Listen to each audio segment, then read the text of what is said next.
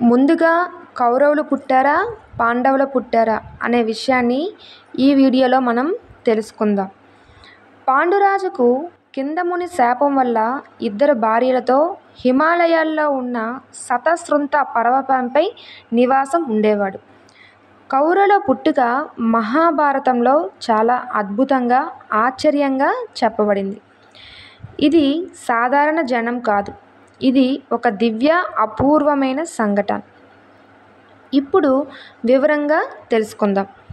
వ్యాస మహర్షి వరం వల్ల గాంధారి గర్భం దాల్చింది.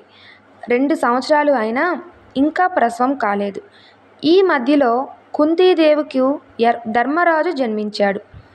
గాంధారి తొందరపాటుతో ధృతరాష్ట్రునికి తెలియకుండా విచ్ఛేదనం చేసుకుంది. ఆమె గర్భం నుంచి ఒక ఇనుప గుండులా అనిపించే ఒక మాంసపు పిండం బయటపడింది. 2 సంవత్సరాలు కడుపులో ఉన్నా కూడా అది గట్టిగానే ఉండడం వల్ల గాంధారి దానిని పారవేయాలనుకుంది.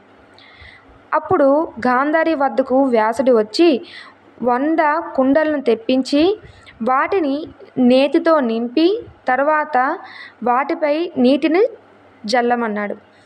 నీటిని చల్లగానే అవి 100 ముక్కలుగా ఆ మాంసపిండం అయింది. వ్యాసుడు ఆ ముక్కలను జాగ్రత్తగా భద్రపరిచి 2 సంవత్సరాల తర్వాత తెరవండి అని చెప్పి హిమాలయాలకు వెళ్ళిపోతాడు. 2 సంవత్సరాల తర్వాత మొదటగా దుర్యోధనుడు, తరువాత దుస్సల, మిగిలిన వారు పుడతారు. ధృతరాష్ట్రునికి వైశ్యయుతకి యూత్సుడు అనే గొప్ప కీర్తిమంతుడు జన్మిస్తాడు. ముందుగా గర్భవతి అయినది గాంధారి అయినా పుత్రుణ్ణి మాత్రం కుంతి కంటుంది. పాండు మహారాజు సంతానహీనులకు స్వర్గద్వారాలు తెరవు అని మునుల ద్వారా తెలుసుకుంటాడు. కానీ కిందముని శాపంను ఆలోచిస్తూ ఉండగా కుంతి వస్తుంది. ఆర్యపుత్ర, నా చిన్నతనంలో దుర్వాస మహాముని ఒక వరాన్ని ప్రసాదించారు. మంత్రాన్ని చెప్పి ఏ దేవతా స్వరూపాన్ని ఆహ్వానిస్తే ఆ దేవుని వల్ల సంతానం కలుగుతుందనే వరం నాకు ఉంది. దాంతో పాండు మహారాజు సంతోషిస్తాడు. యమధర్మరాజును ఆహ్వానిస్తే ధర్మరాజును, వాయుదేవుని వల్ల భీమసేనుడు, ఇంద్రునితో అర్జునుడు కుంతి గర్భం యందు జన్మిస్తారు. మాద్రికి కూడా అశ్విని దేవతల అంశతో నకుల సహదేవులు జన్మిస్తారు. దుర్యోధనుడు జన్మించినప్పుడు వంశనాశనానికి కారణమవుతాడని ఎంతమంది ధృతరాష్ట్రుడికి చెప్పినా వినిపించుకోకుండా పుత్రవాత్సల్యం చూపిస్తాడు.